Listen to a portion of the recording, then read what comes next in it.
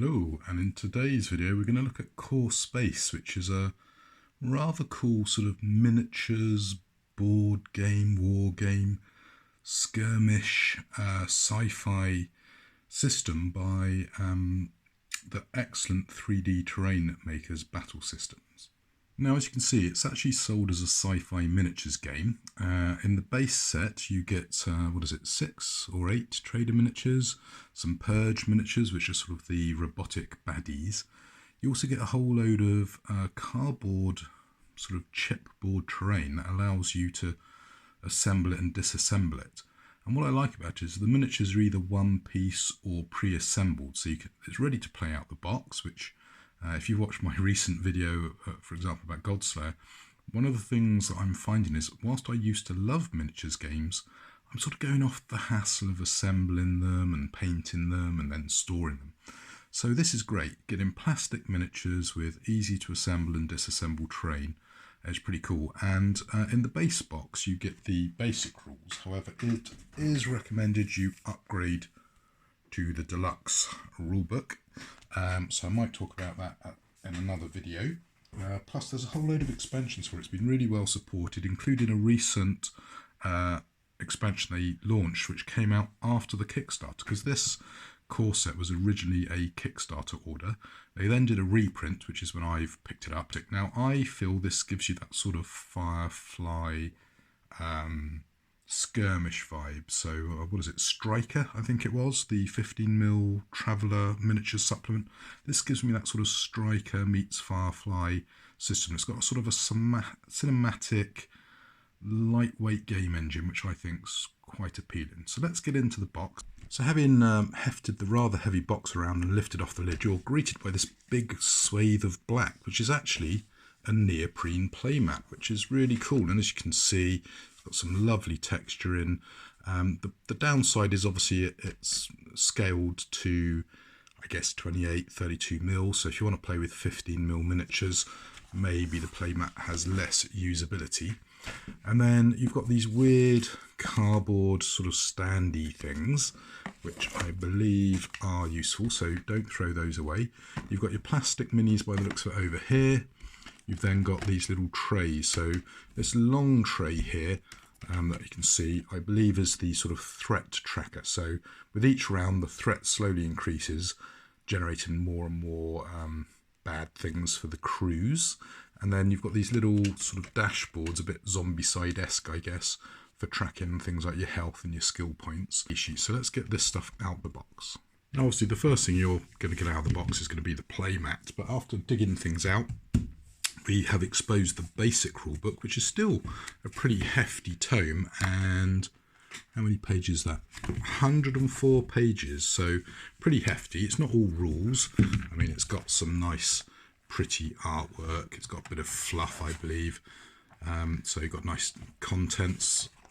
And then inside we've got the components with all the bits and pieces. That's pretty cool.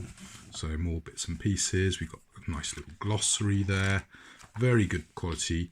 Then we've got some terrain, which is like the walls and the bits, but also standalone terrain. Now, a lot of this standalone terrain you sort of make and put back in the box. And I believe that's where these bits come in. They're sort of like dividers to put in your box. So once everything's assembled, you can put it back in the box without it getting damaged. Then talks about the little bits you couldn't see. So the character class and trader boards, as they're known. So here's a detail of when you assemble your little plastic play tray. You've got little plug-in pegs, you've got the class, the equipment, and the actual character sheet bit. That does use special dice, which is a bit of a pain, so I did actually buy some extra dice. You've got a key here for what these various symbols mean on the threat track or hostility track, I believe it might be called. Talks about line of sight, cover, measuring range, what the various icons do on your character sheet and your equipment, how to set up the game. And then we sort of actually got the rules now, I guess, talking about how to do things. So you've got ranged assault, persuading, so that's pretty cool. You can persuade people, you can hack stuff, you can throw bombs, You've got various skills, obviously, you can use. What happens if you get defeated? Then you've got the purge phase, which is where the robotic sort of Mass Effect style AI stuff comes after you. There's NPCs as well that you can recruit or fight or trade with. So pretty good stuff even in the basic rulebook, and obviously the advanced rulebook gives you more ability. Now the NPCs I believe are referred to as civilians, but I believe also can include the purge, who are the baddies. Then we get into the missions, which is page 44. This is talking about how to play your missions, and then it talks about setting them up. So then we've got an example mission brief in here with the key, which some people have moaned about this key not always being 100% easy to follow, but it's apparently not too bad. Talks about how to select your crew, how to upgrade your crew as well. I believe that's really covered well in the advanced rulebook for creating your own custom characters and upgrading them over campaign play. So there's lots here. It's almost like a tabletop miniatures RPG, and there's some really cool effects you can get with the setup. Really, really impressive. So there's also sort of downtime phases, so upgrading your crew in between. So we've got the Perseus Arm campaign, so I probably will stop showing you stuff here. Let me have a look. So Perseus Arm starts at page 64 and goes all the way through to quite a way in. Let's have a look. Yeah, don't want to show stuff. Is that it? I think that might be it. So it goes quite a long way in till we get to, for example, the expansions here on page, 89. So we've got our expansions here. So you can see there's quite a few expansions with different crews, and there are also some additional bits. Then we've got some reference sheets. So yeah, I mean, there's quite a lot here. But once you know basically how the game runs, I think these two back pages in the rulebook are all you actually need to run the game. So although it looks quite intimidating at over 100 pages of rules, basically it's 2 pages of rules. The rest is just more detailed information telling you how to set it up and having campaigns and everything. So that's pretty cool there. We've got a load of counters, which are for your player dashboards, which are these grey things up here. And you actually get quite a few of them. I didn't realise you got so many. Now this dashboard, you can actually 3D print extras. So if you want to, if you've got multicoloured PLA, you could actually maybe, rather than giving everyone generic grey ones, you could in theory give them player colour-coded ones. And these pegs, they plug into these boards and also into this, what I've started calling a threat track. We've got some dice and a nice little baggie. Talking of baggies, you also get some extra Ziploc bags, which is nice. You've got some coloured bases for special characters, NPCs, etc. Again, I have actually got some 3D printable ones of these as well, so I can always print more. You've then got these little sort of clips, which are for the scenery that you can assemble. And you've also got a decent but not massive stock of event cards, which are sort of random events, which might be where this game loses a lot of fans, because you've got random dice and random events, and that's maybe a little bit too much random for people. But here it's used for cinematic chaos. So obviously there is luck mitigation and all that, but let's just have a look at this here. So purge activity. So depending on the state of the table, various things activate. Alternative, you might have intelligence or what's it worth. So it's a mix of good and bad, which, as I say, some people won't be so keen on. So that's the sort of the basic bits. But what this game's also about is obviously the miniatures and the terrain. So let's have a look at those. Well, the miniatures come in this nice little box here with an insert. And what's really cool is you've got some colour-coded figures, which I think are the NPCs. You've then got the purge, which are these sort of brown figures, and the crew are the grey. And obviously the coloured bases will allow you to decide which crew belongs to which player. So that's pretty cool. And there's also all these lovely inserts for putting in all your tokens and extra bits that you're going to punch out. The scenery punch boards and stuff. Now the minis, they're not brilliant. They're not bad. Let's see, can we get... There you go. I mean, that's pretty good. I mean, it's not the worst miniatures I've seen in a sort of a board gamey type game. I think some of the sculpts are better than the others. The robots, they're a little bit spindly and weird, but yeah, they're okay. And then you've also got the real ultra baddie, the sort of humanoidy AI guy. I've forgotten his name, Hidden One or something I think he's called. Some of the poses are better than others, and I think painted up these are going to look pretty good. So as I say, not the best, GW top of the line plastic minis, but I've seen way worse in many a game, and I'm pretty pleased with these. And unlike other miniatures games, what's great is you just take it out and play it. You don't even need to paint it. They're all different colours.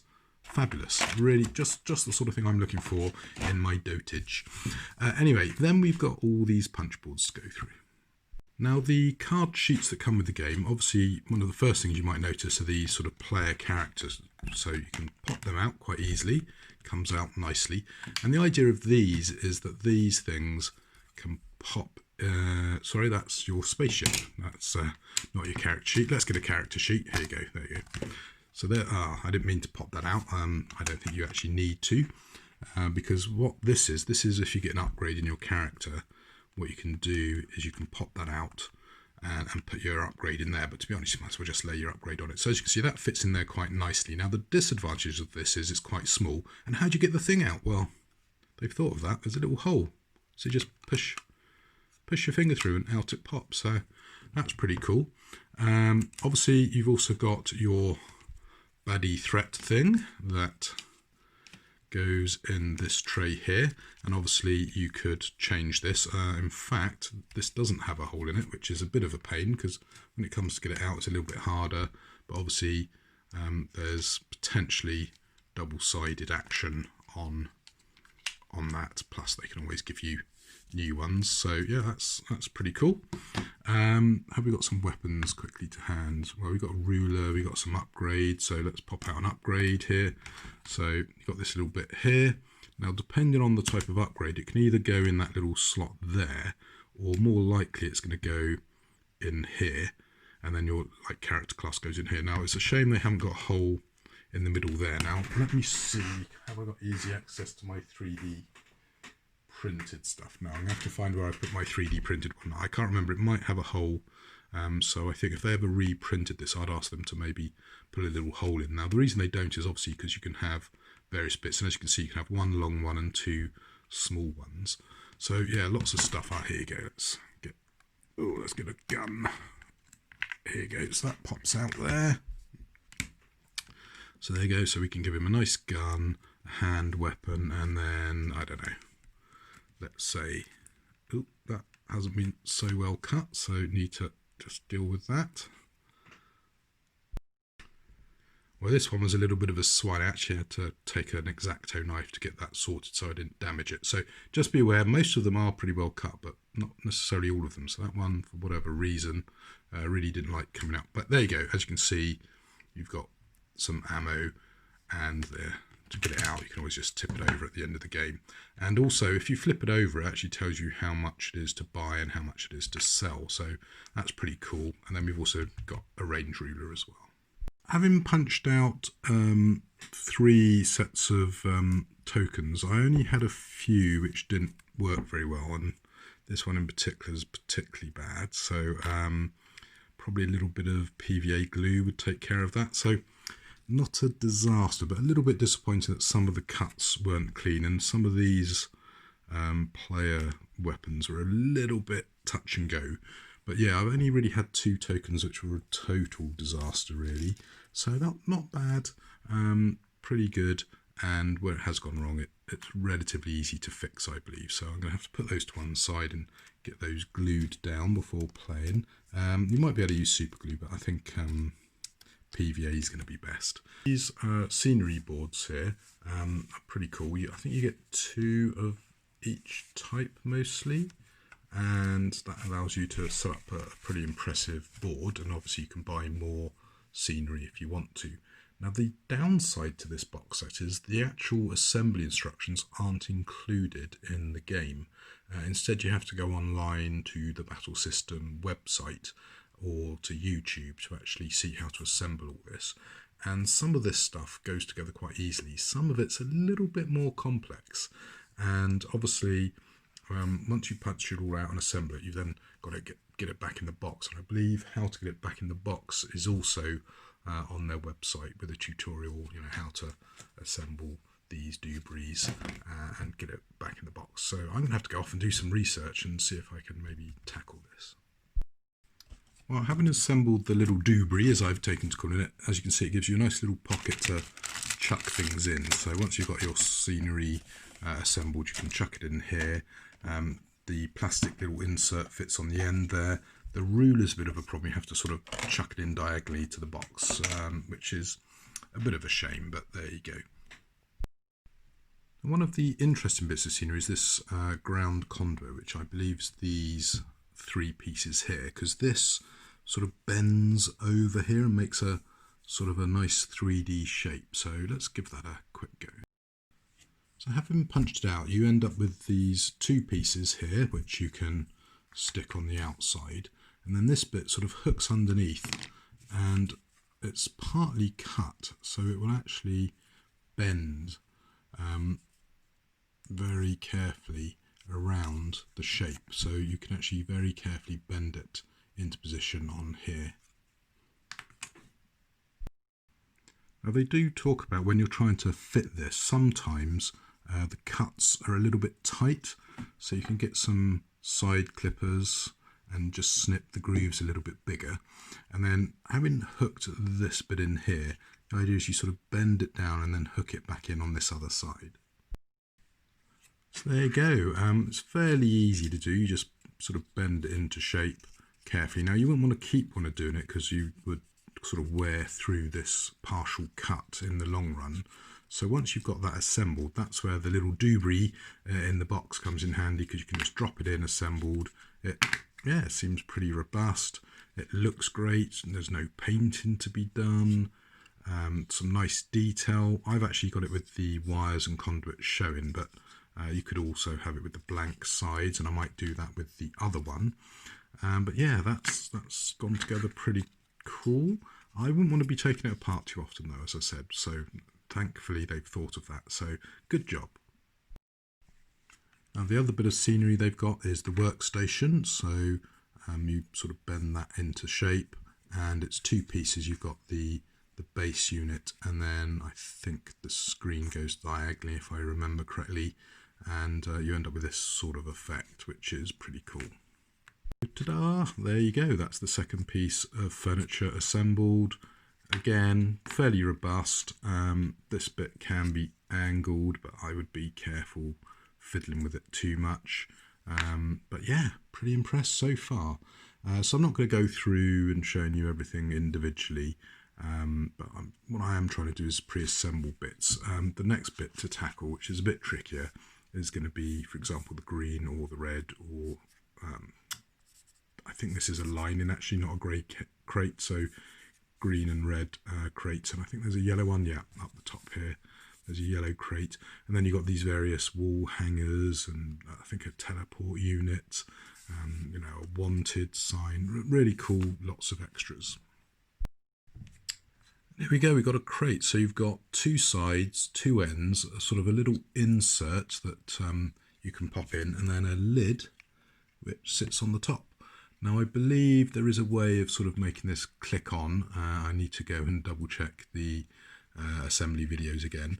This, if you push it, obviously is going to come out. So I think you could potentially do a bit of white glue to hold that in place if you really, really wanted to.